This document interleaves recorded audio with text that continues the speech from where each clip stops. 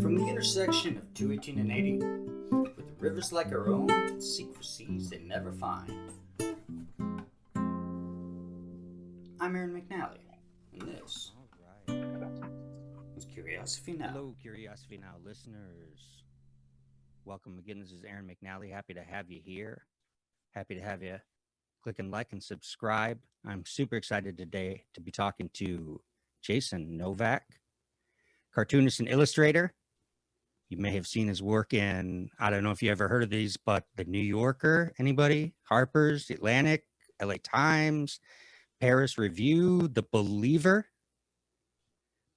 Illustrator and or author of several book-length collections, including Et tu, Brute, The Deaths of the Roman Emperors, How to Be Perfect with Ron Padgett. That's right, Ron Padgett. Baseball Epic, The Famous and Forgotten Lives, The Dead Ball Era. And what we're going to be talking about today, Joe Frank, Ascent. Jason, welcome to the show. Thanks. Hi. So let's talk, I guess starting off, we'll just get into who was this Joe Frank guy and how you came about doing a book illustrating some of his stories. Joe Frank is a radio personality from a recent yet still bygone era. You want to talk about who he was a little bit? Sure. I guess I can start with my first encounter with him, which, I grew up with a single parent who worked long days in the city. In my case, that was San Francisco. We lived about a 40-minute commute outside of San Francisco. And so I would spend a lot of time at home just messing with the radio or the TV, which at that time only got 3 channels. It was an antenna TV. This is a long time ago. This is the 1980s. Anyhow, some evening, flipping through the radio dial, I found this weird atmospheric show with this low, ominous drone in the background, and this man who sounded like he could have been a sportscaster, suddenly talking about things that I didn't think you were supposed to talk about on the radio. And it was Joe Frank. Pushing the boundaries of what radio could be at a time when I don't think there was a whole lot of experimentation happening. But as I slowly grew acquainted with his show, I didn't even know who it was at first. I just knew that there were certain times of night on certain days, this weirdness would happen on the radio for an hour in the evening. Anyhow, Joe Frank had been an NPR guy for let's see if I can remember this correctly. He started out on National Public Radio in the late 70s, early 80s, doing something called Playhouse. And after doing enough of those shows and getting sort of a reputation, he was invited to the West Coast KCRW in Santa Monica and given an enormous amount of freedom to just do whatever he wanted for an hour on the radio every week. And that's the iteration of him that I heard. Anyway, he, to give his backstory a little bit, he was born in Strasbourg in 1938. His parents were Jewish. The situation obviously was pretty bad at that point. They came to New York. His father died when he was about 5 years old. His mother remarried, and I gather it was not the happiest home life. When he reached young adulthood, he had his first bout with cancer, and that kind of colored his, I think, outlook on life in general. He survived that first bout, but he had recurrences throughout his life, and you can kind of feel that uncertainty and terror in his shows. It definitely, I mean, if there was one single thing that made him an existentialist, to me, it seems like it would be that. Although the circumstances of his birth alone are terrible enough. He taught for about I it. think didn't his parents have to flee the Nazis? They did, or yes, something like exactly. that? Sorry, I should have been more explicit Yeah. about that. Yeah, I take it for No, granted. yeah, I it's take it for really granted gruesome. that Yeah. people know about this stuff, but I shouldn't. That to be a Jew in Europe in the 1930s was really a bad situation because the Nazis were coming to power, and they their agenda from pretty much from the beginning was to expand the borders of Germany. So if you were a country neighboring Germany in 1936, 1937, you knew it was only a matter of time before there was going to be a war. So yeah, it was a GTFO situation. yes. And I mean, I shouldn't even take it for granted that everyone knows what the Nazis were up to and what they did. Anyway, their number one enemy of the public was all Jewish people, and their ultimate goal was the extermination of all Jewish people. And in no uncertain terms, Jews knew that the clock was ticking for them. So the ones that were fortunate enough to have the resources to leave did. And one of the results of that was that a lot of the, this is by the 1930s, most Jewish families were middle class, hardworking folks who were part of the intellectual milieu of Weimar Germany, meaning scientists and engineers and artists, writers. All of that talent left the country. Most of it came to the United States, Los Angeles, New York. And so for an entire generation after the Second World War, there was kind of a cultural renaissance going on in this country as a result of all that talent being sapped out of Germany and injected into American society. Yeah, well, Joe Frank was certainly. And I think of Joe Frank. Sure, exactly. Yeah. And after coming of age, he went to Hofstra University. He went to the Iowa Writers Workshop. I don't know if he got his master's degree, but he studied there anyhow, and ultimately ended up teaching at the Dalton School in Manhattan for about a decade. And interestingly enough, the Andrew Leland, the editor of The Believer, who wrote the afterword for the book, which it's an edited version of an essay he wrote for the New York Review of Books. Anyhow, his mother went to the Dalton School and knew Joe Frank as an English teacher. So oh wow, that's great. Andrew was able to sort of his first encounter with Joe Frank was just this weird guy on the radio. But then when he told his mom about it, she said, "Oh yeah, that was my English teacher." So he kind of got the inside perspective on this. Joe Frank, who was a very handsome young man with a nice, rich radio voice, apparently was a kind of a heartthrob at school. And that kind of points out one aspect of his broadcasting too. He has a sort of you mentioned that there's a sort of psychic energy to him. He gets into the base stuff, right? The deep seated emotions of people that stem out of trauma and trial, but he also, in that space, there's also this sort of erotic energy that he would play on with that voice of his.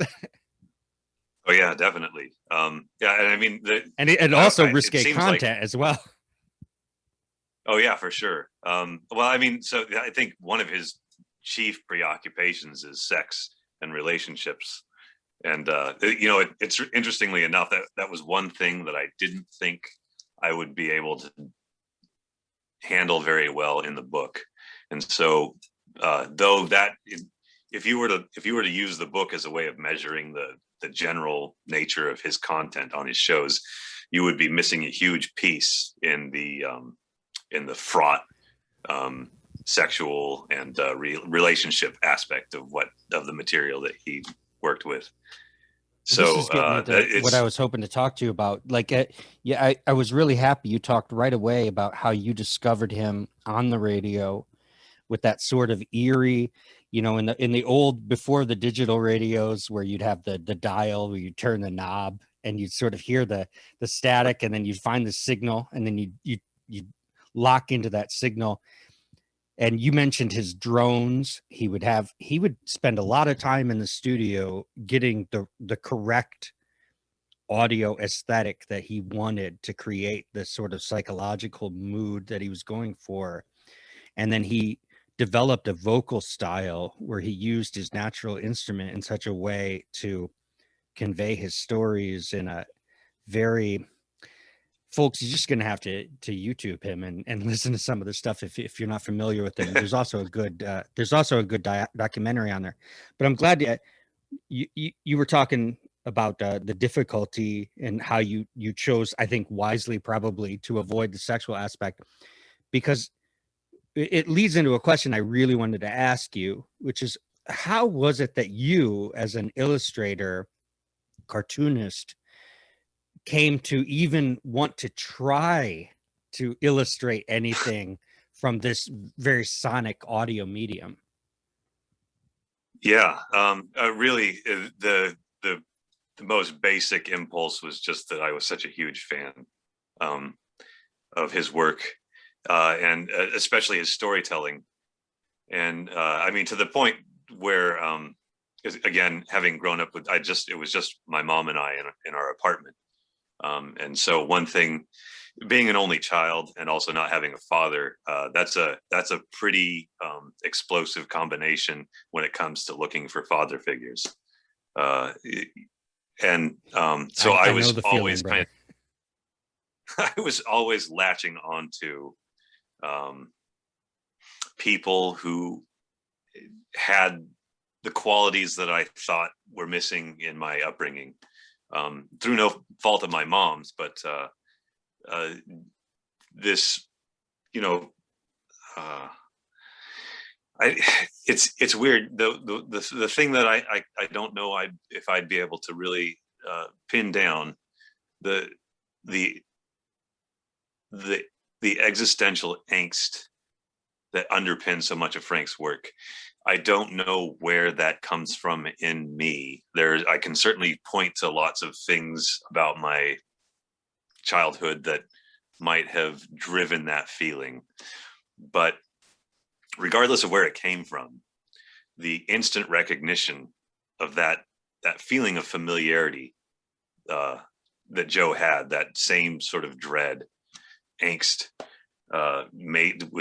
was one of the things that I think caused me to form such an immediate connection to his work and to him. So he was always at the back of my mind as I was growing up, and as I started to tap into my own creative impulses, I think at that point it was inevitable that he would be a major part of how I started filtering the world artistically, and in some ways a guidepost. This is how you can break a story down. This is how you can build a narrative. So after I'd been illustrating stuff for maybe 7 or 8 years by the time I reached out to Joe, and it was clear when I did that he was already ill, and probably not going to be around a lot longer. And it just seemed like if this was something that was ever going to happen, it needed to happen immediately. So though I wasn't confident that I had the artistic tools to create a visualized version of these audio experiences, I just wanted to give it a try, for personal, maybe even selfish reasons, really just, or at least self-absorbed or self-involved reasons, wanted to try and do this. And when I got a green light from him, at that point, it was just a matter of figuring out if it was even possible or how I would do it. I think maybe the jury's even still out on whether or not it works. But one thing that I might only be a single jury member, but I'll tell you, being the single jury member that I am, I think it works. The the thing I wanted to do,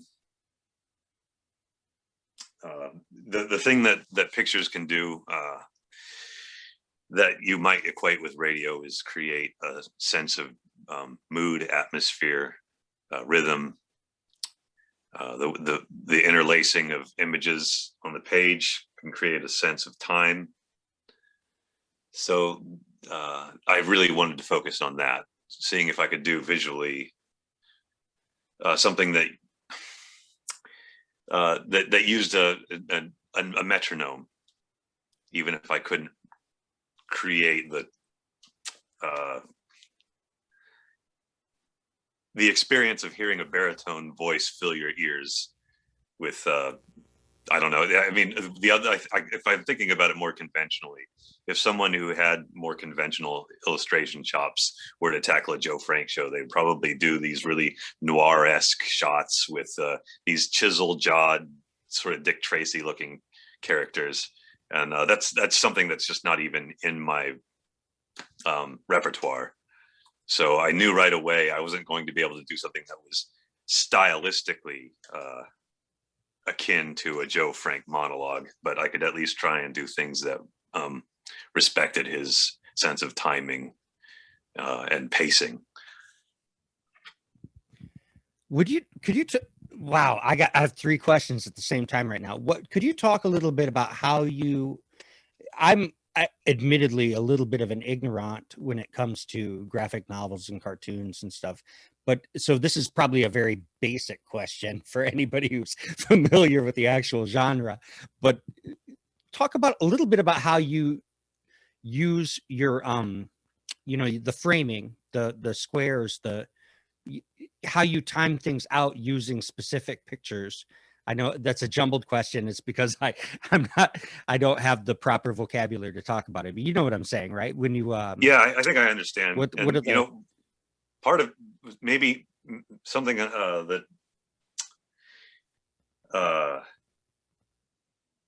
I don't necessarily have the right understanding or know-how either, because the way I came to visual art is I wouldn't even know where to begin. I guess I can start from the beginning. So though I never met my father, one thing I knew about him from the time I was old enough to ask any questions about him was that he was a painter. He was a visual artist, but he was also he was a drug addict, frequently homeless. He'd been in the Army during the Vietnam era, though I don't know his service record. But what I do know, having tracked him down as an adult and spoken to his siblings, he has now since passed. He's been dead for about 13 or 14 years.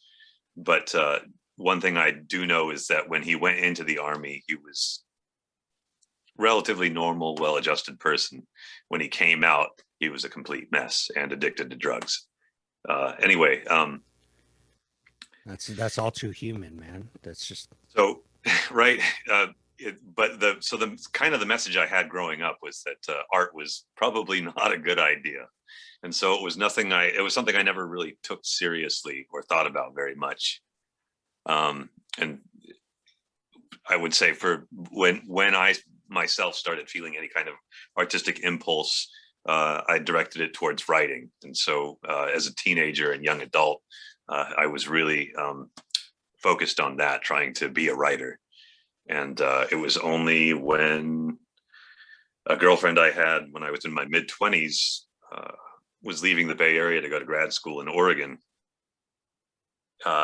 I wanted to go with her, and she, any reasonable person was looking at what I was doing with myself. And she said, if you come with me, you better do something with yourself while you're up there. Like, for example, go to school. So having been I dropped out of high school. I never finished in my junior year. I quit halfway through the year. In fact, I stopped going to school for a few months, and then the truancy officer finally called my mother and I into their office and said, you're going to the continuation high school now. So they sent me there. And the thing about continuation high school is you work at your own pace. So if you want to just be done with the whole thing, you can you cram, get all your stuff logged, and get out of there as quickly as possible, or you can opt not to go at all. And that was the more attractive option to me. So after a few weeks of hanging out at continuation high school and learning to smoke and drink, I just left completely. So in a sense, my high school diploma Life skills. was yes, substance abuse was my high school diploma. Anyway, so, fast forward to my mid-20s, I'm being told, if you want this relationship to continue, you need to go back to school. And at that point, obviously, I wasn't going to go to high school. So I went to art school because it was the only place that a high school dropout could go to and even hope to qualify. And I did it for, Amen. I did it for a couple semesters. It had to be a BFA program to get the grants. But I kind of went into it knowing I wasn't going to finish. 4 years, even in an art school, sounded like drudgery to me. So after a couple semesters of picking up some, at that point, the relationship had fallen apart anyway. So I had a couple semesters of foundation training. And this was an old-fashioned painting school where you would do classical academic drawing and stuff like that. And so that was kind of my first real encounter with art, was actually kind of a disciplined one. And at that point, I guess I'd gotten over whatever hangups I had, or I realized that, art isn't the thing that's fucking my life up. It's all the things I've already done that have fucked it up. So I might as well go ahead and pursue art. So after a couple semesters of that, I dropped out of art school. I got involved with someone else who was about to go to grad school in England. And so, having not learned my lesson, I went with her to London and really didn't have a plan. And she didn't have any ultimatums either. She's like, all right, if you want to come along. But it was in London that just having absolutely nothing to do with myself, I'd saved up some money at my job in Oregon. I was kind of just wandering aimlessly. And I if someone has a lot of time on their hands in London, they end up in pubs. So I ended up sitting in pubs all day with my writing notebooks. And at some point I just hit a wall and I thought, you know what, I'm going to draw some pictures. And that's where I started cartooning. And pretty quickly, I thought, well, okay, the next step, obviously, the writing thing. I already knew the submission process for writing.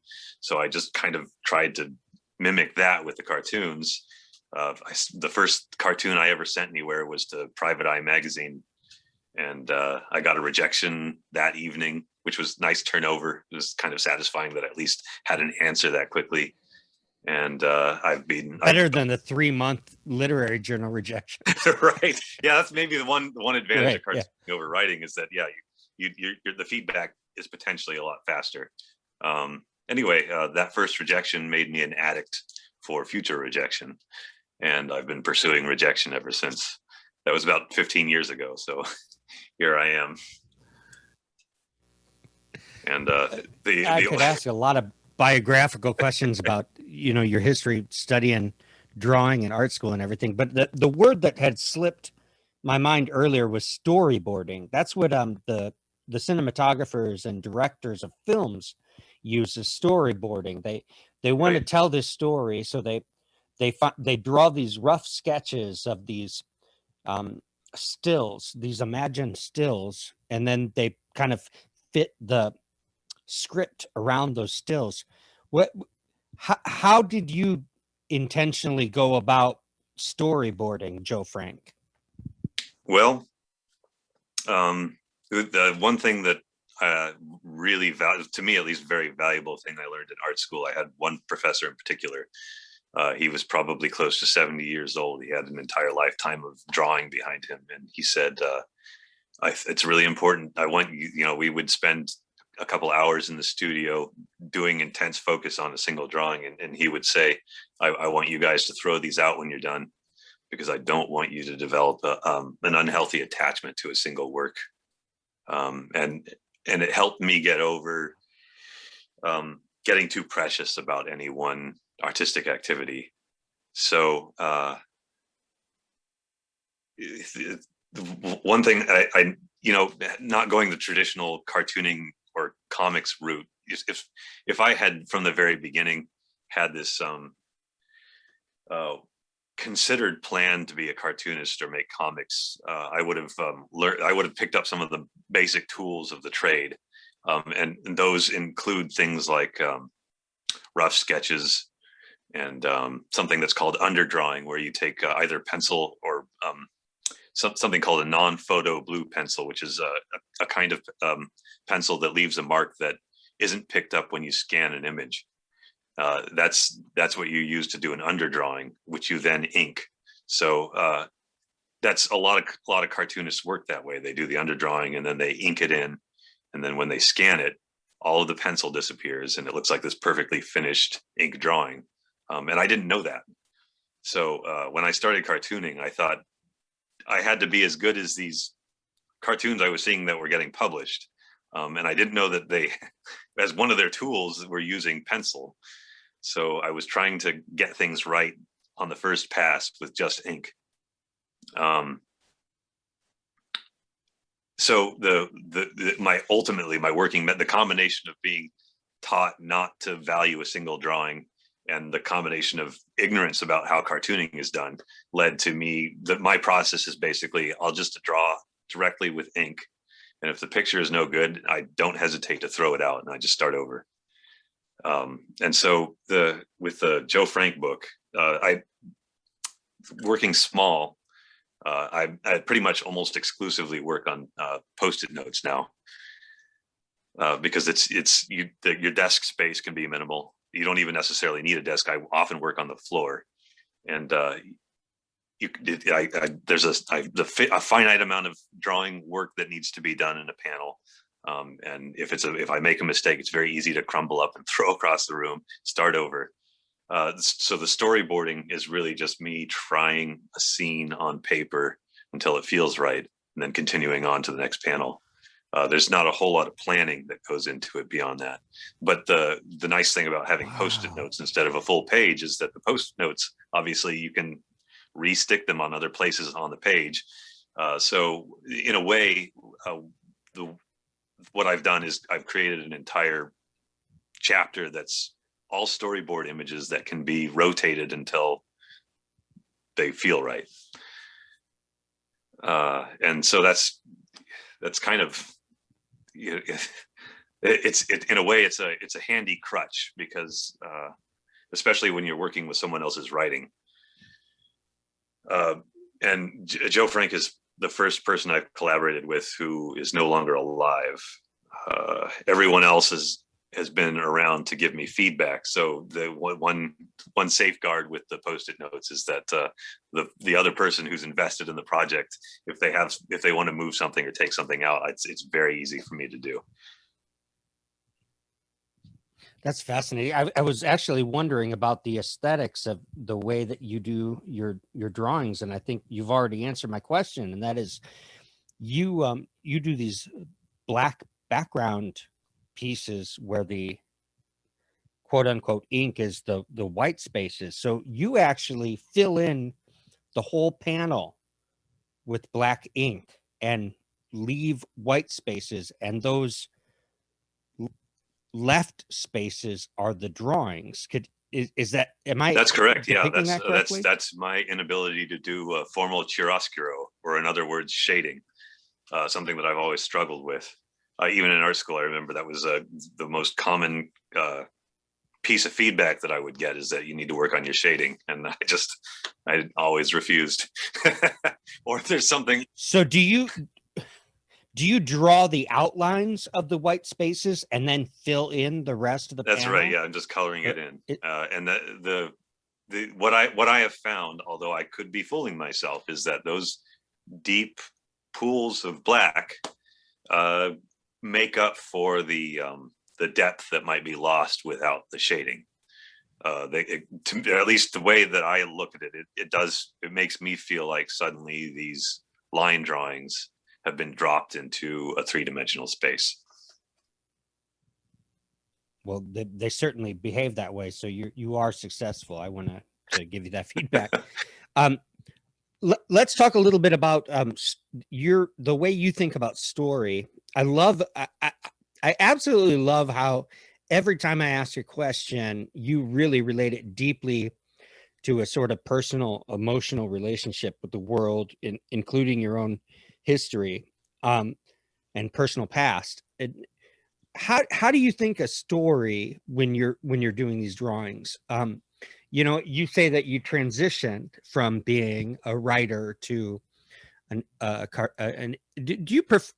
I don't know if you prefer illustrator or cartoonist, and maybe you can answer that Well, in passing. I think, yeah, I think cartoonist is less, what's the word I'm looking for? Pretentious. I don't know. I mean, there's nothing wrong with calling oneself an illustrator. That is technically and quite literally what it is. It's illustration.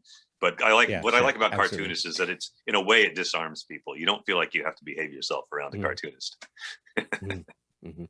All right, so let me try to reframe my question in a more clear, succinct manner that'll give you something to work with. So typically when we think about a story, right, we think about a character, right, and the character engages in some sort of plot, right, some sort of conundrum or problem or issue or relationship or connection drives the character to enter into what is called a story. And Kurt Vonnegut used to make fun of this in his late lectures, doing these line drawings on blackboards. And you as an illustrator and as a apparently really just emotionally connected dude, I'm just really curious about how you personally think about what a story is and how you go about trying to depict a story.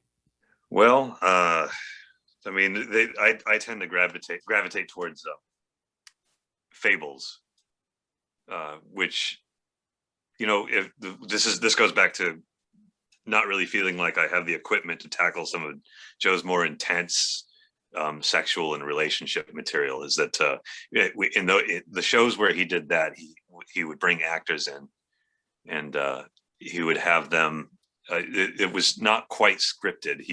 They knew their instructions. They knew who their character was and what the goal of the interaction was supposed to be. But it was often very visceral, those performances. And I can think of a couple of shows in particular where I just am absolutely gripped with terror being inside the head of the actor who's performing their piece. And that's something that I don't know. I mean, maybe I have the equipment to do it, but it's not something I've really tried, and certainly not for public consumption. So I tend to drift more in the direction of the fabulism, because there's on purpose enough distance between you and the characters that they can kind of function as placeholders for whoever matters to you in your own life. So for example, if I say the baker did this, you just think of someone you know who might like baking, and you could just put them into that fable.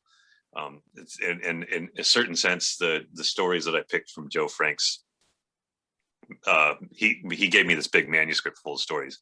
So the stories that I picked were the ones where there was a kind of archetype that I was working with, rather than specific characters with full personalities.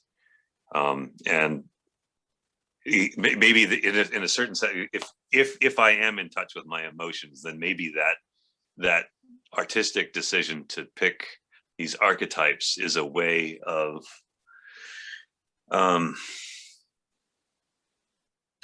I was going to say a way of protecting my own, I don't know, well of feelings and emotions.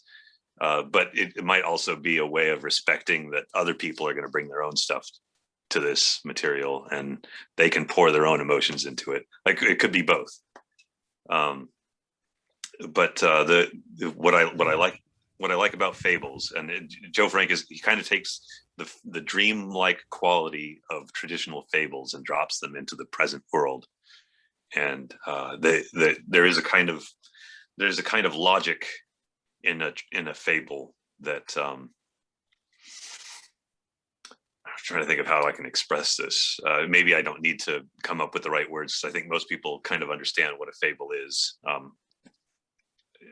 excluding the goal of having a moral or a message. I don't think those are necessarily things that Joe was particularly concerned with. It's definitely not something I'm concerned with. But I think one thing that tone that tells a person, okay, we're dealing with a fable right now. It gives us we give a fable license to do things that are a little bit absurd or unexpected, and we don't resent it. And maybe that's why I like it, because it allows me a certain amount of freedom, because I'm not necessarily tight on plots. Even with my own work, if I'm writing a story, that's not something that I've ever been particularly good at. I don't think I could do a murder mystery that actually made sense. Yeah, absolutely. This fits perfectly into the next question I want to ask. It. This is the first time I've ever done this, but I reached out to a listener of Curiosity Now. Anybody who listens to Curiosity Now might know that I am frequent conversant partners with Nikita Petrov from Blogging Heads. And Nikita was pretty excited that I was going to be talking to you. And he said he really wanted me to ask you this question. It says, it looks like you've been reading creation stories and drawing creator gods quite a bit lately. Are you treating that as a project, or is that just a natural part of life, always sketching things? And why creation stories? How did that interest develop? Yeah, those are good questions. Well, it's well the what's happening for me is if you want to, well, I hesitate to use the word career, but if we were going to talk about my cartooning career, the way it's worked for me, maybe this is usually how it works, but it's certainly my experience, is that I am constantly building projects that I hope at some point an editor will be interested in. And I would say for every book I've had published, there are probably 10 things where I've got a few chapters, and every time I show it to someone, there's not enough interest or excitement, or there just isn't enough perceived marketability for them to take on the project. So the creation stories and the gods are things that started out as book ideas, and I threw all of my energy into them for a long time. And at some point it became clear that I wasn't going to find a publisher interested in them, but that doesn't mean I completely abandoned them. It just means that it's slowed to a snail's pace while I pursue other projects that I think I can actually get published. But I would say at this point, I could probably, with the material I've already created, I could probably do some kind of illustrated book of creation myths. But anyway, the impulse there at the beginning is probably related to fables, because again, with the way that fables help us sort of make sense of our everyday life, creation stories are like fables that help us make a sense of answering the unanswerable questions about origin. And there's the thing about if we think about classical science or even quantum science, really, the closer you get to an object, the more complicated it becomes. And it seems like every time we think we've hit the particle, we get a little closer and realize, no, there are even smaller particles. So right. In a way, we're never really going to have what one might call a satisfying answer from a scientific angle to some of these questions. So and not being a scientist, these aren't things that I don't think I could really very helpfully contemplate or productively contribute to. So the kind of origin questions I can ask are really the ones that we've been asking since before we had microscopes, which is to try and personify the phenomena that we don't understand. So it's maybe a preoccupation with trying to answer these unanswerable questions as a narrator, as a storyteller. Do you think that's why, I mean, you already alluded to the fact that it's related to the fable concept. Do you find, you mentioned archetypes and whatnot, and that you sort of had a sort of sense of utility of the idea of using an archetype as opposed to a specific person with a tight plot. Do you find that that offers you some opportunity to explore theoretically, conceptually, Sure. big questions? Yeah. In fact, maybe that's fables are like philosophy for the common person. Especially, when I think about philosophy as a discipline, obviously it can be very jargon heavy, but the concepts, I mean, even an average thinker, I don't think is outside the grasp of some of the harder concepts in philosophy. They just don't have the language or the training to discuss it with specialists. But fables are a way of making those concepts available to anyone, and so that sort of that the dreamlike quality that drives the story in a fable is sort of like the inquisitiveness that drives philosophical investigation. So building a fable is, you are allowed to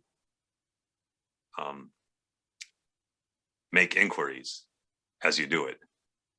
In fact, I don't think you can progress with the story if you're beginning to write a fable.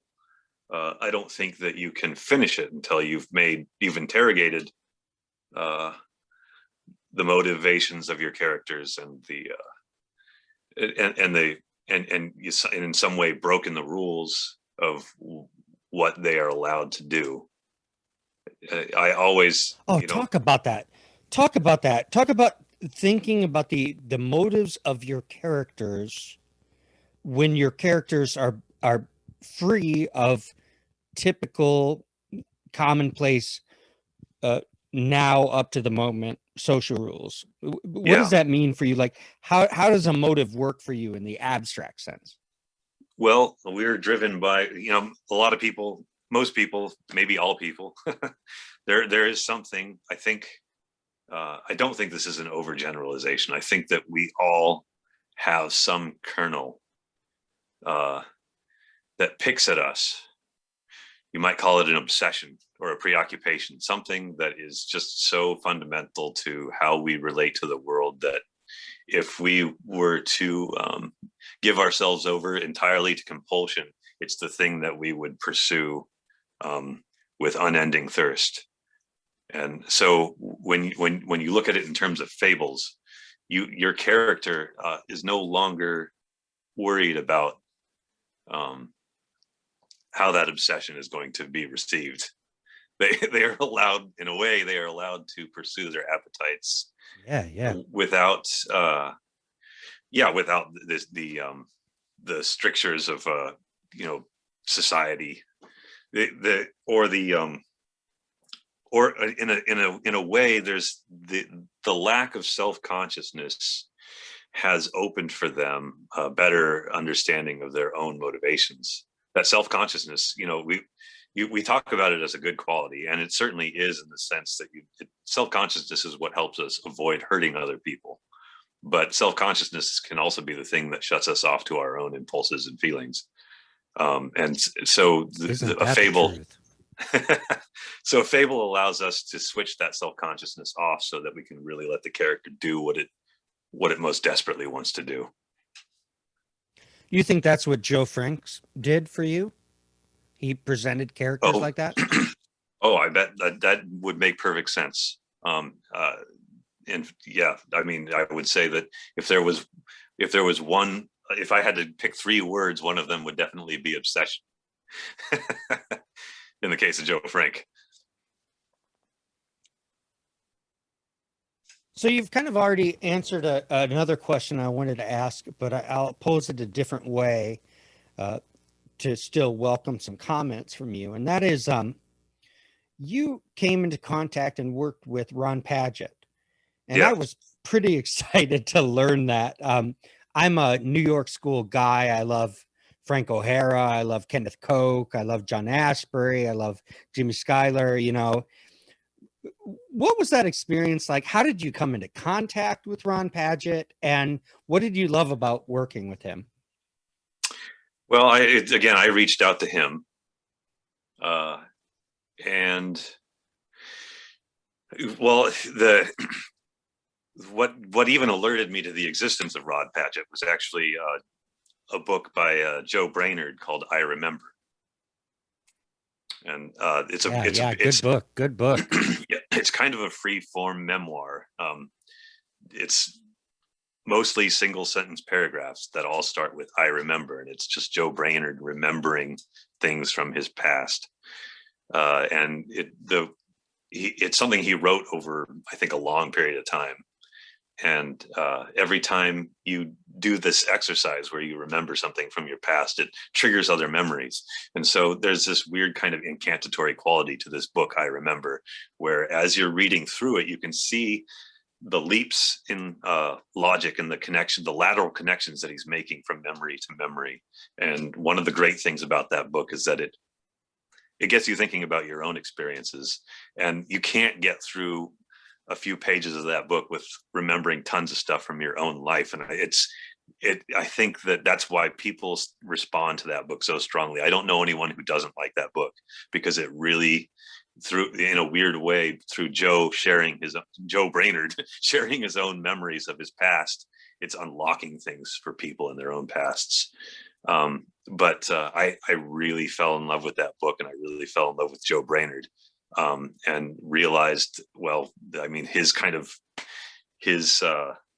what would you call it? Not cohort, almost his co-pilot in life, in a certain sense, was Ron Padgett, because they'd gone to school, they'd known each other since elementary school, and left Oklahoma for New York around the same time, and became part of the same milieu in New York, and worked together frequently as artist and poet. Joe Brainerd was mostly a visual artist, though he wrote this book, I Remember, and that's how I discovered him. It turns out he was also a painter and collagist and illustrator, and even did poetry comics. But obviously, those two shared a lot of their sensibilities. And reading Ron Padgett is kind of like reading a poem by Ron Padgett is almost like reading a comic strip, because of that same sort of open-ended quality that he has.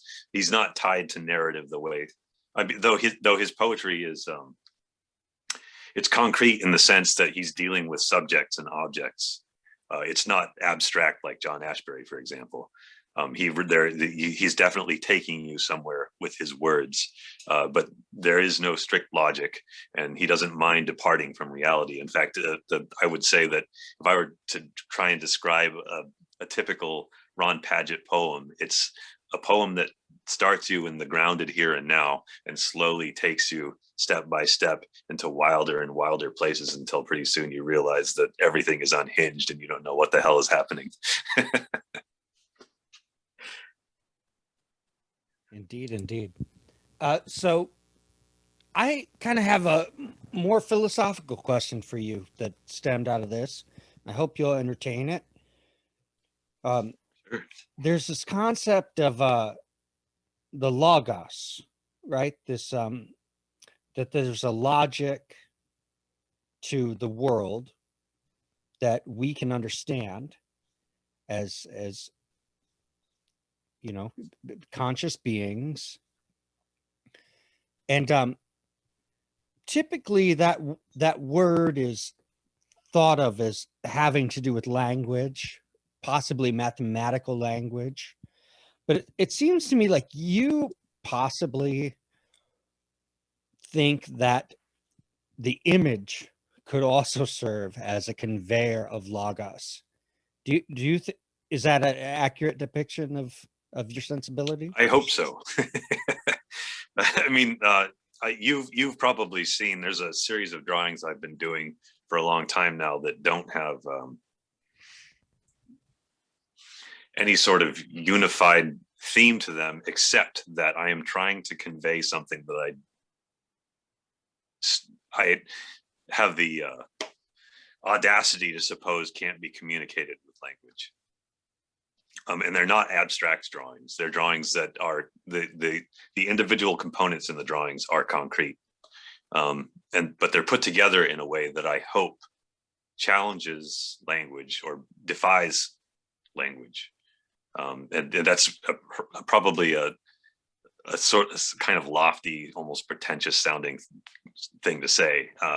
And it certainly wasn't like a conscious or deliberate goal.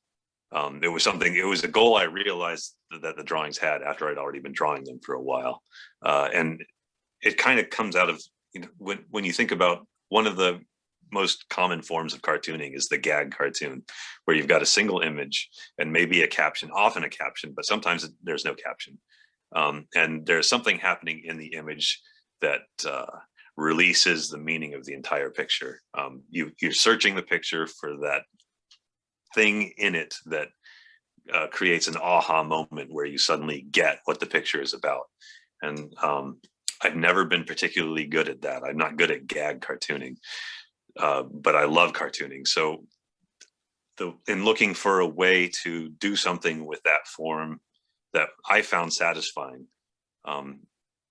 I decided to dispense with an overtly humorous goal, in search of something that it's not quite an aha moment. It's maybe a moment that makes you think harder about what you're looking at. And because they're visual, and because I don't really think about captions when I'm drawing these pictures, and usually they don't have captions, I have to think in a way that, for me at least, it defies any way that I can articulate what I'm doing visually. One fun thing about these drawings is that they lend themselves to captions, because the first thing you do when you look at one of these pictures is reach for meaning. And the way that we reach for meaning is by trying to put words to what we're thinking. So there's any number of these pictures could have a limitless number of captions. In a way, they're almost like recyclable images. But yeah, fundamentally, I don't think that they can be communicated. I don't, like, if you were going to be, there's a kind of art criticism that's not really criticism, where you're just trying to describe in great detail what you're looking at. And my hope is that these pictures disallow that. Jason Novak, That's the whole. You are a very accomplished artist, and I really appreciate your work and the fact that you spent this time talking to me today. Thank you so much. Well, yeah, well, thanks for having me. Man, that was really great.